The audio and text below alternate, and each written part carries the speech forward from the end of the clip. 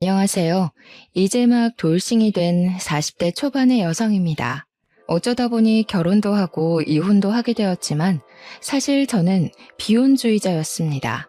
제가 어릴 때 엄마는 시할머니와 고모들한테 시집살이를 호되게 당하셨어요.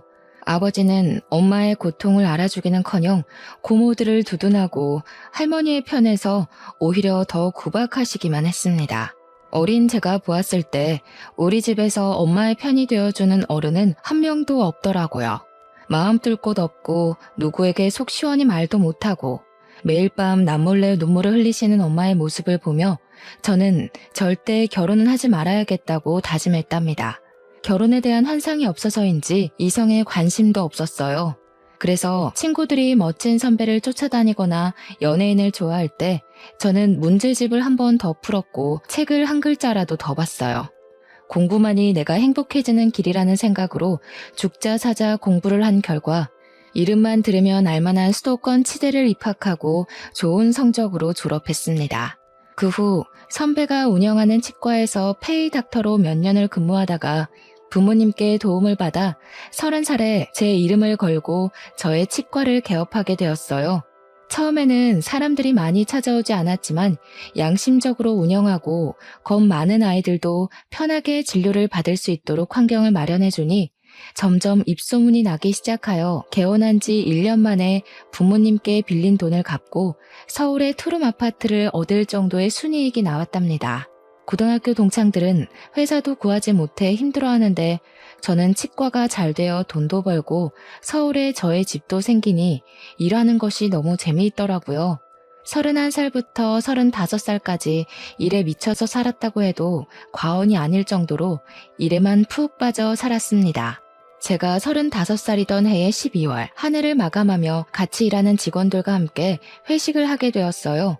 오랜만에 맛있는 음식도 먹고 술도 마시며 이런저런 이야기를 하는데 우리 테이블로 어떤 남성분이 오시더라고요.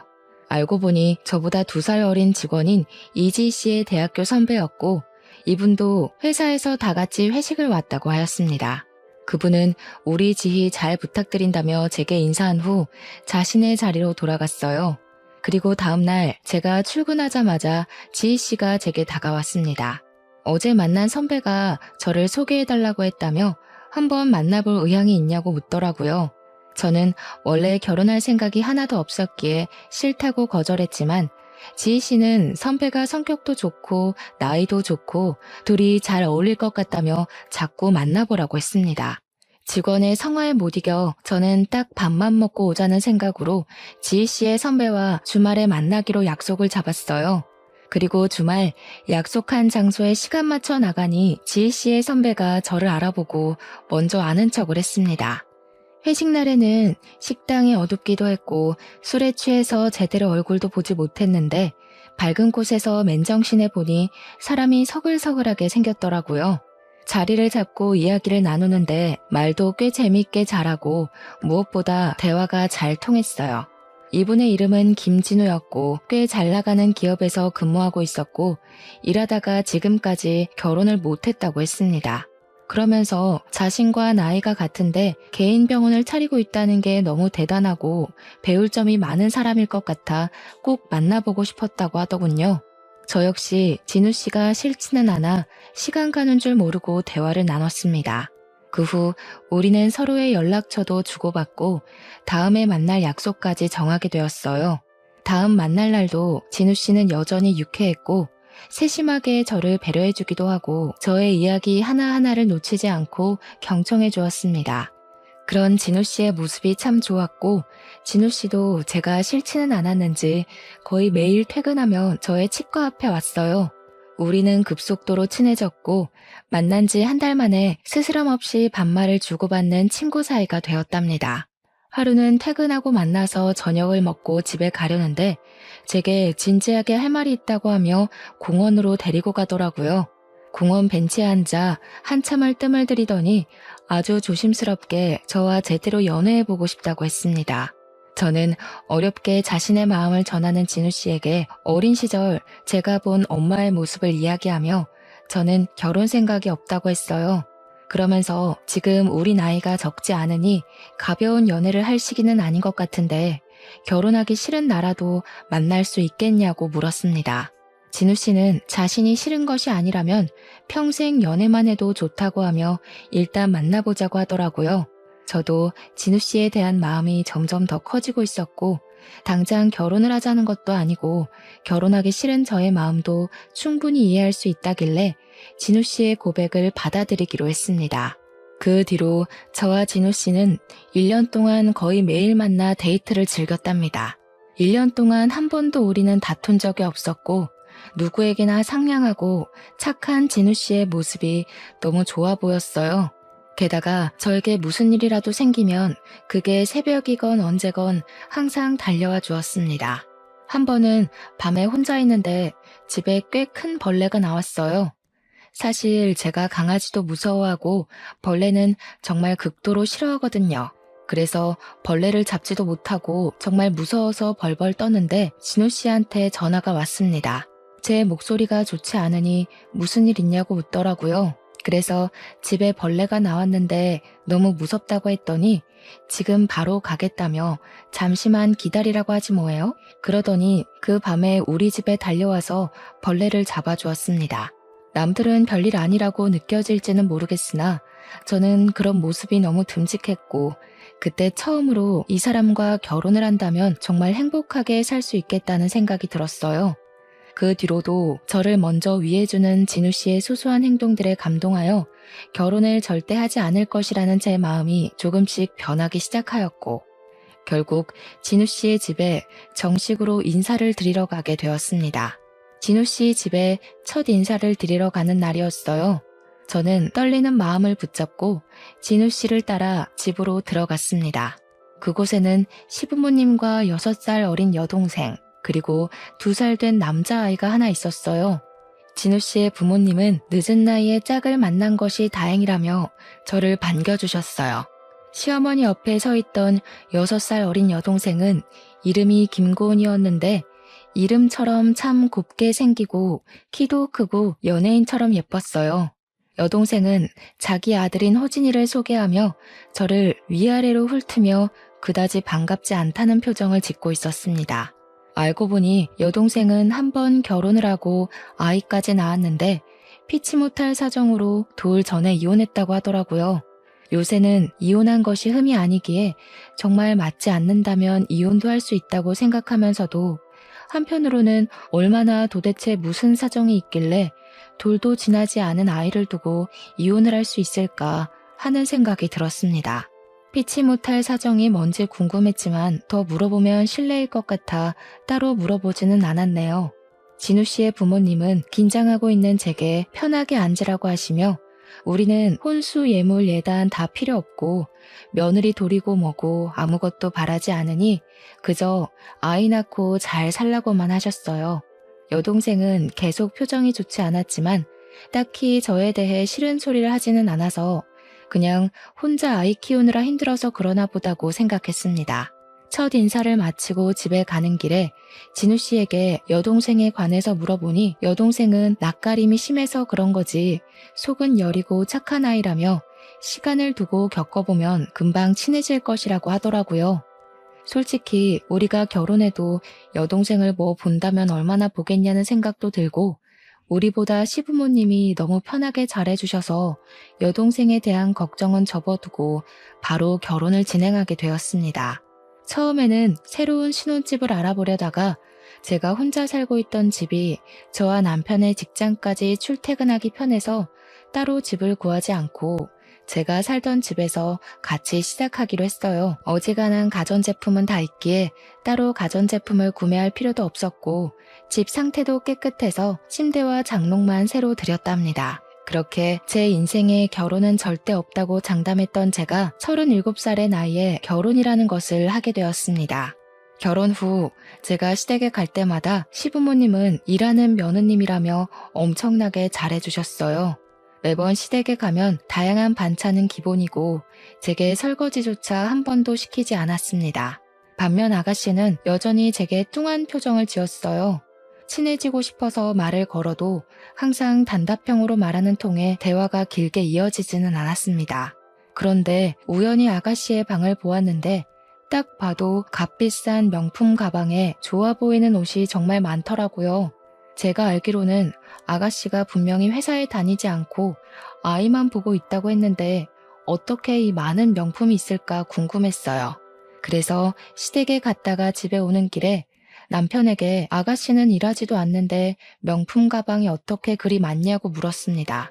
남편은 그게 다 명품이었냐고 자신은 몰랐다고 하며 사실 아가씨가 일하는 것은 아니고 시부모님과 남편이 매달 용돈을 준다고 했습니다. 그래서 그 용돈으로 생활을 하고 자신의 물건도 산다고 하더군요. 사실 저희는 둘 다 돈을 벌고 있으므로 집에서 생활하며 나가는 공동 생활비만 빼고 나머지는 따로 관리하고 있었거든요. 그래서 남편이 아가씨한테 용돈을 준다는 것도 그제야 알게 되었습니다. 솔직히 기분이 썩 좋지는 않았지만 그래도 남편이 자기가 번 돈으로 자기 여동생에게 준다는데 제가 뭐라고 할 부분은 아닌 것 같아 그냥 알겠다고 하고 말았네요. 그렇게 결혼한 지 6개월 정도가 지났어요. 우리는 둘 다 나이가 있으니 아기를 빨리 갖고 싶었습니다. 그런데 아기가 생기지 않았고 병원에서 시험관까지 했지만 그래도 아기는 우리에게 오지 않더라고요. 검사를 해도 이상이 없었는데 아기는 생기지 않으니 답답했습니다. 남편은 그런 제가 스트레스를 받지 않게 최선을 다했고 저 역시 그런 남편의 노력이 너무 고마웠어요.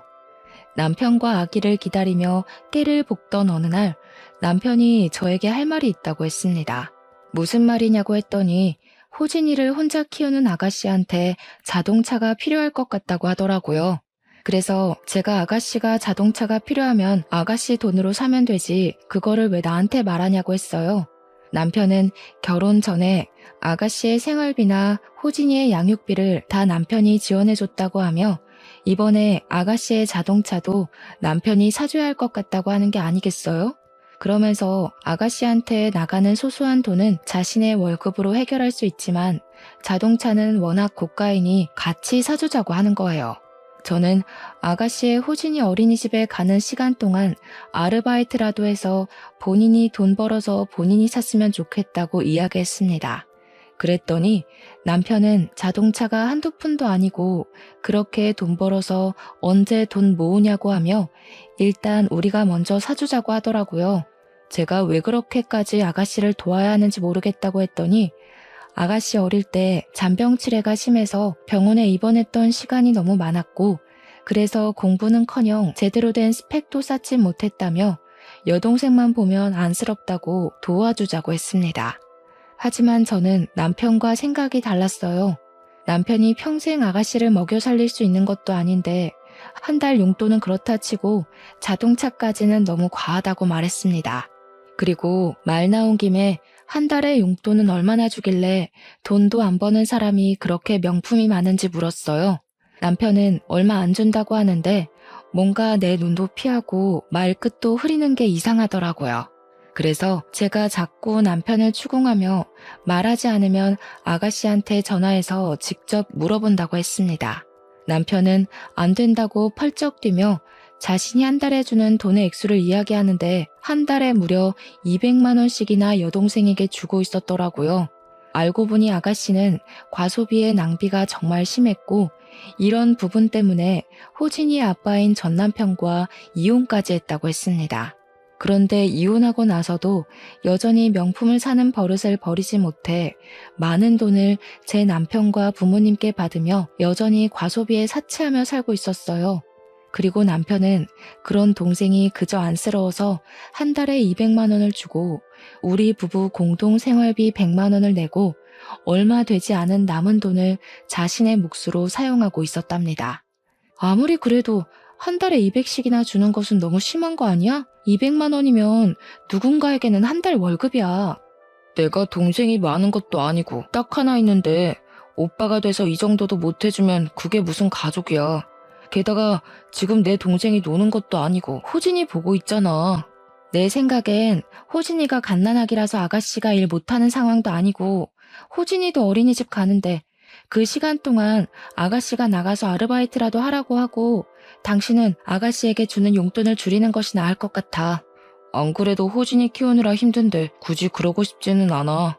그리고 일도 한 번도 제대로 해본 적이 없어서 그렇게 하면 여동생 병원비가 더 많이 나올 거야. 그래도 아무 일도 하지 않고 200만 원이나 받는 건 좀 아니지. 그러니까 돈에 대한 개념이 없으니 명품을 쓸데없이 사는 거 아니겠어? 그게 다 낭비고 과소비야. 호진이도 있는데 이제는 그러면 안 되지. 그 용돈 좀 줄이고 우리의 미래를 위해 저축하자. 그래도 그동안 200만 원씩 줬는데 어떻게 단칼에 줄이냐? 진짜 인정머리 없다. 너 생각이 정 그렇다면 네가 번 돈으로 아가씨한테 돈을 200을 주든 300을 주든 내가 상관하지 않을게. 다만 공동 생활비를 못 낼 정도가 되거나 나에게 아가씨에 대한 어떤 지원을 바라지는 마. 그리고 아가씨한테 자동차를 사주는 것은 절대 안 돼. 이렇게 이 이야기는 마무리되었다고 생각하고 다음날 평소와 같이 남편은 남편 직장으로 저는 치과로 출근을 했습니다. 출근해서 일하다가 잠시 쉬는데 시어머니가 아가씨 자동차 한 대 뽑게 도와달라며 전화가 왔어요. 저는 죄송하지만 아가씨가 미성년자도 아니고 호진이도 있는데 이제는 본인의 앞가림은 본인이 알아서 해야 할 것 같다고 이야기했습니다. 그랬더니 시어머니는 제 말에 버럭 화를 내시더라고요. 너는 잘 살면서 하나뿐인 네 신우인데 그런 신우한테 차 한 대 뽑아주지도 못하니? 넌 신우를 가족으로 생각은 하니? 막말로 너 동생이 만약에 이런 상황이라도 차 안 뽑아줄 거야? 제 동생이어도 이렇게 차를 뽑아주지는 못할 것 같네요. 차라리 일하라고 일자리를 소개해줄지언정 돈을 주며 차 뽑으라고 얘기하지는 못할 것 같아요. 이런 말씀드리기 주제넘지만 아가씨한테 시부모님께서 돈을 주신다고 들었는데 그렇게 돈을 주시지 마시고 차라리 일할 기회를 마련해 주세요. 시부모님 남편이 언제까지 아가씨 먹여 살릴 수도 없지 않나요? 물고기를 직접 주는 것이 아니라 물고기 잡는 방법을 알려주어야죠. 그럼 잘난 네가 고은이 일자리 좀 소개해 주렴? 아니지. 차라리 네가 일하는 그 치과에서 고은이 일할 수 있게 자리 좀 마련해 줘. 그럼 그런 줄로 알고 끊는다. 시어머니는 본인이 하실 말씀만 하시고 전화를 뚝 끊어버렸습니다. 사실 이때 오래 근무했던 데스크 직원이 관둔다고 하는 바람에 직원 한 분을 급히 구해야 하는 상황이기는 했지만 그렇다고 사회생활 경험이 전혀 없는 아가씨를 데스크 직원으로 채용할 수는 없잖아요. 그래서 어머니의 말씀은 깊이 생각하지 않고 그냥 경력직 직원을 새로 구하기로 했습니다. 그런데 다음날 출근했는데 아가씨가 치과에 있는 거 아니겠어요? 엄마한테 들었다며 여기서 오늘부터 일하라고 했다는 거예요. 관둔다는 직원도 드디어 인수인계하고 나갈 수 있냐며 좋아하고 다른 직원들도 다들 반기는 분위기길래 어쩔 수 없이 아가씨를 채용했습니다. 아가씨가 출근한 지 2주일 정도가 지났어요. 제 걱정과는 달리 생각보다 일을 잘하고 직원들과도 잘 지내 보였습니다. 하루는 치과 모든 업무를 마치고 정리하는데 아가씨가 출퇴근하기 너무 힘들다며 우리 집에서 살겠다고 하더라고요. 작은 방 하나가 빈 방이기는 했지만 그래도 아가씨와 같이 살고 싶지는 않았습니다.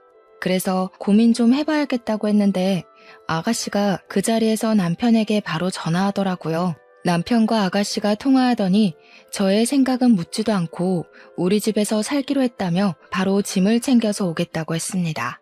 그럼 호진이는 어떻게 할 것이냐고 하니 어차피 호진이가 어린이집에 다니고 지금도 시어머니가 혼자 다 보셔서 자신이 우리 집에서 살아도 별 문제 없을 것이라고 하더라고요.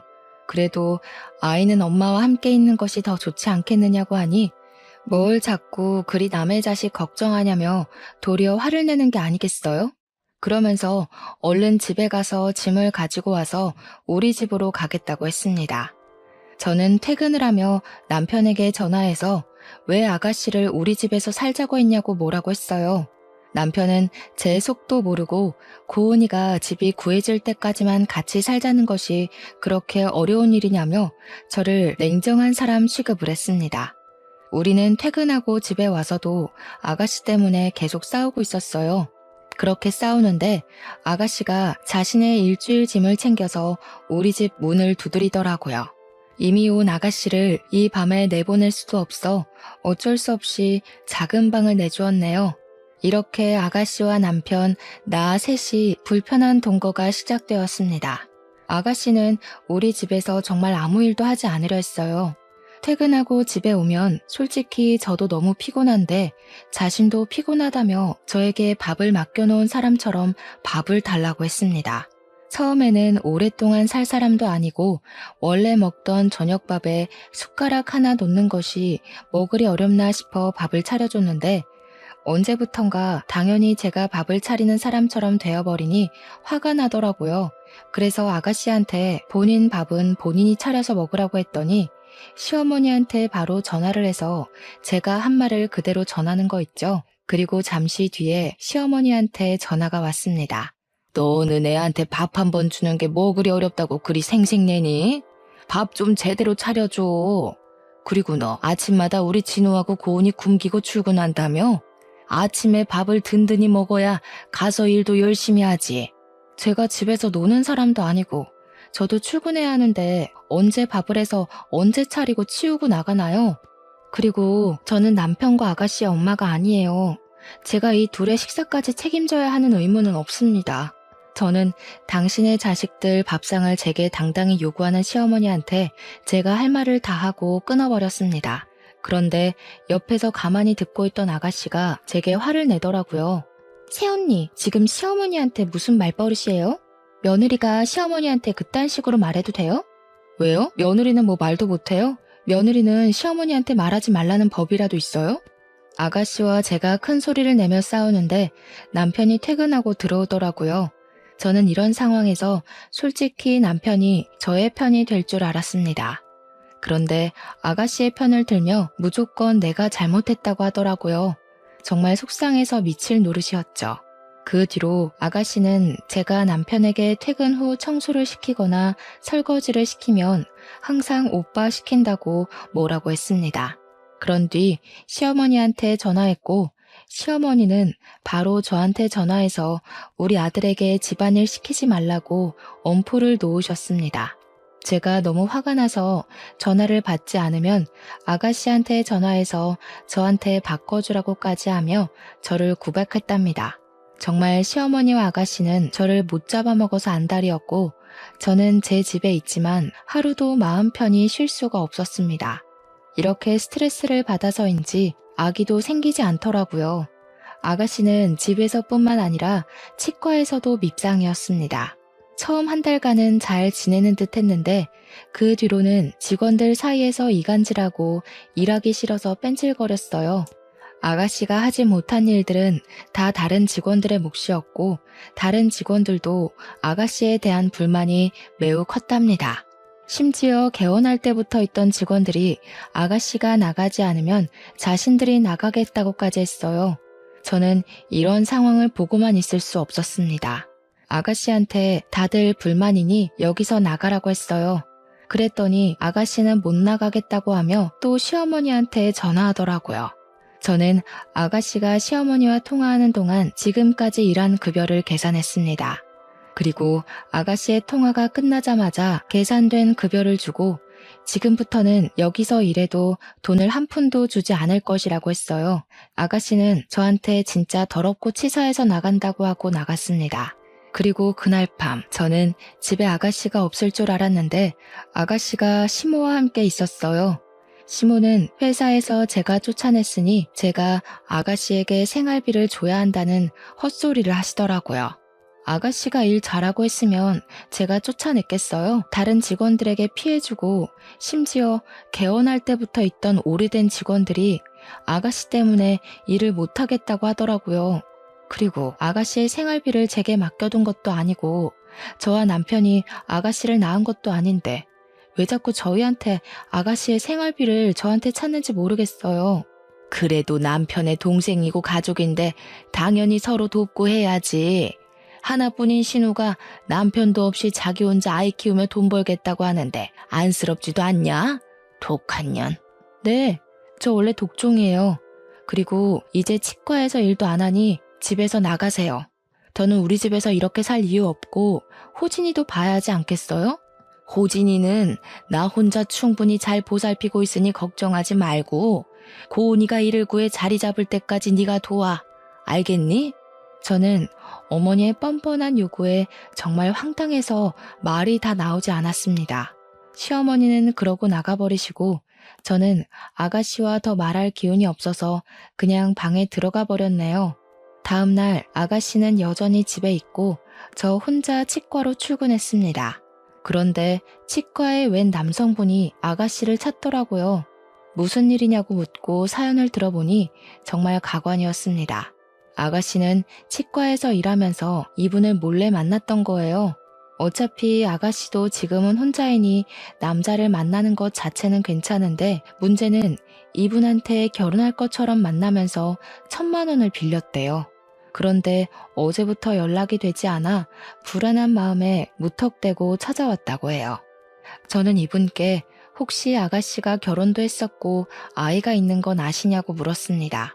당연히 이분은 모르셨고 정말 아가씨와 결혼을 할 것으로 생각해서 1,000만 원이라는 거금을 빌려줬다고 하시더라고요. 저는 일단 우리 집 주소를 알려주고 집에 아가씨가 있으니 찾아가 보라고 했습니다. 그분은 제게 고맙다고 인사하며 바로 우리 집으로 가셨어요. 1시간 정도 후 아가씨한테 전화가 왔습니다.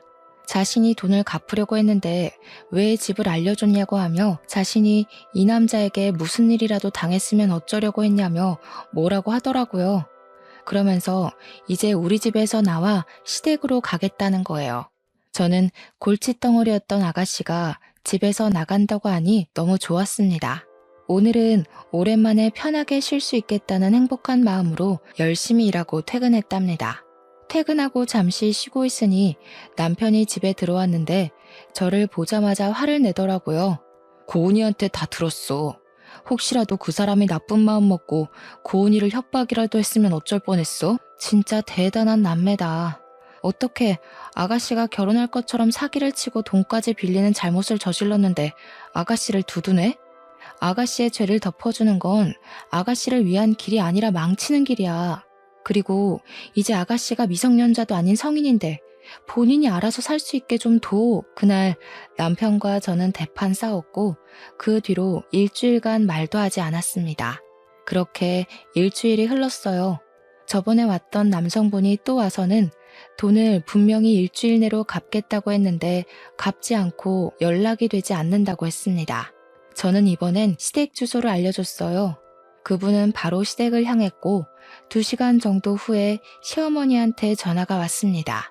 제가 전화를 받자마자 어떻게 우리 집을 알려줄 생각을 하냐며 소리를 고래고래 지르시더라고요. 남의 돈을 빌렸으면 갚는 것이 당연한 거예요. 오죽 답답하면 그분이 저한테 2번이나 찾아와서 연락할 방법을 알려달라고 했겠어요. 어머니, 그리고 이거는 엄연히 아가씨의 잘못이에요. 덮어준다고 다 해결될 일이 아니라고요. 어디서 며느리 따위가 시모한테 이래라 저래라야? 지금 그래서 네가 잘했다는 거야? 반성의 기미는 하나도 없고 그깟 1,000만 원 해봤자 얼마나 한다고. 너는 그리고 새언니가 돼서 그 1,000만 원 갚아주지도 못하니? 그깟 1,000만 원이요? 제가 1,000만 원을 갚을 수 있는 능력이 된다 해도 그 돈을 제가 왜 대신 갚아야 하나요? 아가씨는 어머니의 딸이지 제 딸이 아닙니다. 자꾸 착각하시는 것 같아요. 저 이제 환자분 오셔서 끊습니다. 시어머니는 이날 이후로 제게 연락을 하시지 않았고 저는 아주 편했습니다. 하지만 남편은 꾸준히 연락도 하고 여전히 아가씨한테 돈도 보내주는 것 같았어요. 그래도 부부 공동 생활비는 꾸준히 냈기에 그냥 그러려니 했습니다. 그렇게 몇 개월이 지났어요. 남편이 아가씨에게 결혼할 남자가 생겼는데 직업이 변호사래요. 그런데 남편이 호진이를 우리의 아이로 하자고 하는 거예요. 저는 그게 무슨 소리냐고 했더니 사실 결혼할 사람한테 아가씨가 이미 1번 결혼도 했고 호진이의 존재를 처음에 이야기하지 않았대요. 지금 잘 되는 마당에 아이가 있다고 하면 결혼을 취소할 것 같다면서 마침 우리는 아이도 없고 능력도 되니 호진이를 우리 아이처럼 키우자는 게 아니겠어요? 나는 내 아이를 바란 거지 아무 아이나 바라는 게 아니야. 그리고 이건 사기 결혼이야. 절대 못해. 아무 아이라니? 내 동생 아이가 아무 아이야? 어차피 핏줄도 섞여 있는데 그게 왜 안 될 일이야? 그냥 좀 따지지 말고 그냥 하라는 대로 하면 안 돼? 그럼 아가씨가 사기 결혼을 한다는데 오빠라는 사람이 그냥 가만히 보고 있겠다는 거야? 이거 지금 나만 이해 안 되는 거니? 옛날엔 다들 이러고도 잘만 살았어. 그냥 하자는 대로 해. 이번 주 상견례 때 호진이를 우리 아들로 이야기할 거니까 그렇게 알고 있어. 상견례 자리에서 입도 뻥긋거리지 마. 그럼 바로 이혼이야. 그래. 안 그래도 예전부터 아가씨 때문에 정말 힘들었는데 차라리 갈라서자. 아이도 없고 같이 산 날도 얼마 되지 않으니 충분히 가능하겠네. 이혼해. 저와 남편은 이혼까지 언급하며 싸우고 팽팽한 의견 대립을 마무리 짓지 못한 채 싸움이 끝났습니다. 다음 날 퇴근 후 저는 정말 이혼 서류를 작성해서 남편을 기다렸어요. 남편은 이혼 서류를 보며 어제 한번 그렇게 싸운 것 가지고 무슨 이혼 서류까지 내미냐며 이혼을 못하겠다고 하더라고요. 그러면서 그냥 방으로 들어가는데 저는 이미 남편에 대한 신뢰를 잃어서 더는 남편과 함께 살 마음이 없었습니다. 그래서 이혼 전문 변호사를 찾아 알아보고 이혼 상담 예약을 잡았어요.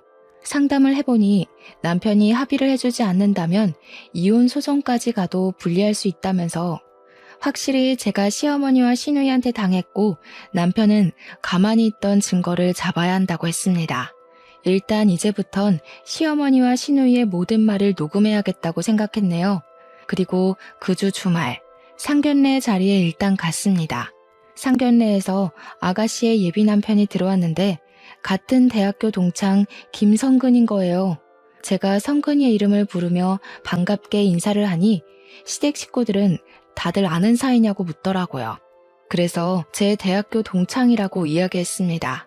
아가씨는 살짝 불안한 표정을 짓고 있었고 그런 표정을 보며 나는 이 결혼 절대 못하게 막아야겠다는 생각을 했어요. 일단 상견례 자리에서는 가만히 있었고 아무도 모르게 성근이의 전화번호를 물어봤습니다.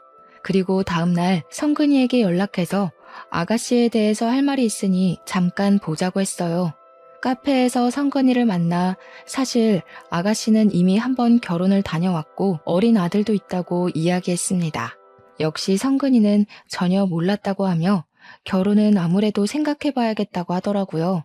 그래서 솔직히 친구로서 나는 이 결혼 반대한다고 하며 이전에 우리 치과에서 일할 때 돈을 빌린 이야기, 지금까지 마땅한 직업도 없이 시부모님과 남편에게 돈을 받으며 살고 있다는 이야기, 그리고 상견례 전에는 그 아들을 내 아들처럼 위장하라고 했던 것까지 다 말했습니다. 성근이는 전형적인 꽃뱀이라며 가만두지 않겠다고 하며 제게 그런 시누이를 둬서 힘들겠다고 하더라고요. 그래서 제가 지금 이혼하려 하는데 남편이 이혼을 해주지 않아 소송할 것이라고 했어요. 그랬더니 성근이가 저에게 이혼 소송에서 확실히 이길 수 있는 여러 가지 방법들을 자세히 알려주었답니다. 성근이와의 만남 뒤로 아가씨의 결혼이 바로 취소될 줄 알았는데 이상하게 결혼식 준비를 한다고 하더라고요. 아가씨의 결혼 날짜가 다가오니 남편은 자꾸 저에게 호진이를 입양하자고 했습니다. 제가 싫다고 하자 주말에 집에 있는데 시부모님과 아가씨 그리고 호진이가 무작정 찾아왔어요. 저는 이 사람들이 호진이를 입양하라고 설득시키러 온 것이라고 확신하고 바로 핸드폰을 보는 척하며 녹음을 시작했습니다. 얘기 다 들었지? 네가 지금 나이는 많고 아이는 없으니 그냥 좋은 말로 할 때 입양을 하는 것이 좋겠구나. 그럼 장남은 아들이 있고 그리고 고은이는 시집가고 그림이 딱 좋지 않겠니? 이게 아주 시댁 말에 하나도 고분고분하게 듣는 게 없어. 그냥 어른들이 하라면 해. 시부모 말인데 당연히 따라야지. 그래 여보. 어차피 우리 아이도 없고 솔직히 지금까지 안 생겼으면 안 생기는 거 아니야? 그냥 부모님 말씀대로 하자.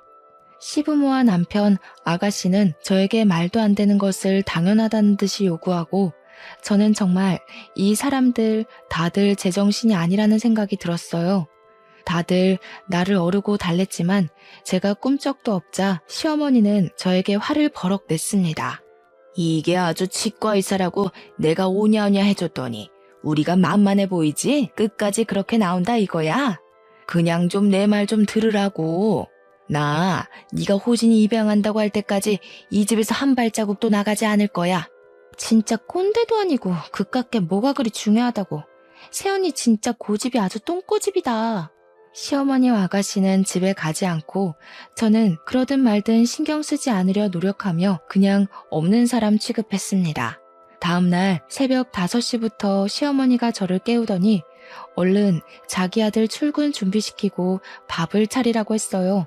저는 원래 우리는 아침밥 잘 먹지 않는다고 하니 제 등을 때리더라고요.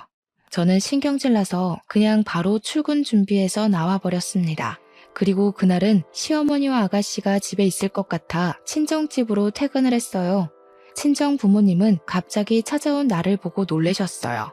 저는 부모님께 그동안 있던 모든 이야기를 다 하고 지금 이혼 준비를 하고 있다고 말씀드렸습니다. 아빠는 화가 잔뜩 나셔서 다들 가만두지 않겠다며 우리 집으로 바로 가셨어요. 집에는 제 예상대로 시어머니, 아가씨, 남편이 다 있었고 저는 바로 핸드폰 녹음기를 켰습니다. 아무리 사람들이 모자라도 유분수지. 어떻게 조카를 아들로 입양시킬 생각을 해? 나는 절대 그 꼴 못 봐. 그러면 둘이 갈라서. 아버님, 어차피 우리 아이도 없고 충분히 못할 이유는 없다고 생각됩니다. 그리고 저는 이런 일로 미진이와 이혼까지 할 생각 없습니다. 그래? 우리는 이혼 소송까지 가서라도 가만두지 않을 거네. 이미 자네 어머니랑 여동생 때문에 우리 미진이가 스트레스 많이 받았고 절대 용서 못해. 그리고 자네는 자네 어머니랑 여동생이 비정상이면 자네라도 정신 똑바로 차려야지. 어디서 사기 결혼을 하려고 난리야? 사돈, 지금 말 다 하셨어요? 사기 결혼이라뇨? 둘이 서로 좋아 죽어서 그냥 과거를 말 안 한 것뿐인데 이게 어떻게 사기 결혼이에요? 그리고 그쪽도 아들 원하시잖아요. 고은이한테는 아들이 필요 없고 그쪽은 아들이 필요하니 고은이의 아들을 당신 딸의 아들로 넘기겠다는데 그게 그렇게 못할 짓이에요? 애가 무슨 물건입니까? 그리고 그쪽에서 생긴 아이는 그쪽에서 키워야지. 왜 그 아이를 우리 딸에게 넘깁니까? 나는 절대로 이거 가만두지 않을 겁니다. 아시겠어요? 미진이 전현이 성격이 지랄맞은 게 제 아빠 꼭 빼다 닮았구먼. 우리 고은이 피곤해서 쉬어야 하니까 나가요, 나가. 여기 제 명의의 제 집입니다. 나가시려면 그쪽이 다 나가셔야죠. 잘 됐네요. 이참에 저 정말 이혼합니다. 더는 이런 사람들 가족으로 못 두겠네요. 기간이 1년이 걸리든 그 이상이 걸리든 저 소송을 해서라도 기필코 이혼할 겁니다. 다들 나가세요. 지금 나가지 않으면 경찰을 불러서라도 끌어내겠습니다. 나가지 않겠다고 꿈쩍도 하지 않던 시어머니와 아가씨는 제가 경찰에 정말 신고할 것처럼 하자 그제야 나가셨습니다. 남편은 저에게 정말 너무한다고 어떻게 사람이 이렇게 매정하냐고 하더라고요. 제가 그럼 서로 이런 꼴 보지 않게 이혼하자니까 남편은 이혼 서류에 도장은 못 찍겠다고 버텼어요. 그 뒤로 저와 남편은 정말 남보다도 못한 사이가 되어 집에서 동거인처럼 생활했답니다. 그리고 아가씨의 결혼식 일주일 전이 되었습니다. 성근이가 제게 전화해서는 아가씨의 과거 행적에 대한 증거가 있으면 다 달라고 하더군요. 그런데 당장은 호진이를 입양하라고 말하는 시부모와 아가씨의 녹음 파일 말고는 없었어요. 그래서 저와 성근이는 이전에 아가씨가 치과에서 근무했을 때 돈을 빌려갔던 분께 잠깐 만나자고 연락했습니다. 그리고 그분께 현재 상황을 설명하며 그때 무슨 일이 있었는지 상세히 말해달라고 했어요. 그분은 당한 것이 아직도 분하다며 감사하게도 우리의 요청에 응해주셨고 우리는 그분의 증언을 하나도 빠짐없이 녹음했습니다. 성근이에게 이것들로 무엇을 할 것이냐고 물으니 결혼식 날 오면 안다는 말을 했습니다. 그리고 대망의 결혼식 날 일단 남편한테 먼저 가라고 한 후 그리고 시간 맞춰 결혼식장으로 향했습니다. 아가씨는 아주 화려한 드레스를 입고 세상 밝은 표정으로 신부 입장을 했어요. 아가씨가 버진로드 중간쯤에 다다랐을 때 노래가 꺼지더니 시부모와 아가씨가 호진이를 제 아들로 입양하라고 했던 음성이 나왔습니다. 이어서 아가씨가 돈을 빌렸던 분의 음성이 나왔어요. 결혼식장은 술렁이기 시작했고 시어머니는 저에게 달려와 제 머리채를 잡았고 시아버지는 제게 욕을 했습니다. 아가씨는 화려한 드레스를 입고 그 자리에 주저앉아 엉엉 울더라고요. 결국 아가씨의 결혼식은 욕설과 대성통곡으로 마쳐졌습니다. 그리고 그날 밤 저는 저의 집으로 먼저 갔고 남편은 시댁에 시부모님과 아가씨를 모셔다 드리고 들어오려고 했어요. 하지만 제가 결혼식 전에 비밀번호를 바꿔놔서 남편이 들어오지 못했습니다. 저는 남편의 모든 짐을 다 싸서 집 밖으로 던져버리며 여기는 내 집이니까 나가라고 했어요. 남편은 한동안 난리를 치다가 시댁으로 가버리더라고요. 저는 그동안 모은 증거들 그리고 하객들이 찍은 제 머리채 잡힌 영상까지 모두 다 들고 이혼 전문 변호사를 찾아가서 이혼 소송을 했어요. 처음에는 이혼을 안 해준다고 난리치던 남편도 결국 합의 이혼을 해주면서 저의 결혼 생활은 마침내 끝이 났습니다. 지금은 다시 치과 업무에 충실하며 저의 성공을 위해 열심히 달리고 있답니다. 이혼하고 나니 엄마가 참 외로웠을 것이라는 생각이 듭니다. 사실 저는 아이도 없고 저 혼자 먹고 살 능력이 돼서 남편이 시부모님과 아가씨의 호구짓을 참지 못하고 속 시원하게 이혼했지만 저희 엄마는 어린 제가 있었고 전업주부이시다 보니 혼자 살기엔 경제적으로 힘드셔서 한 맺힌 그 세월을 참고 사셨잖아요. 그동안 얼마나 엄마의 속이 문드러졌을지 생각만 해도 가슴이 아픕니다.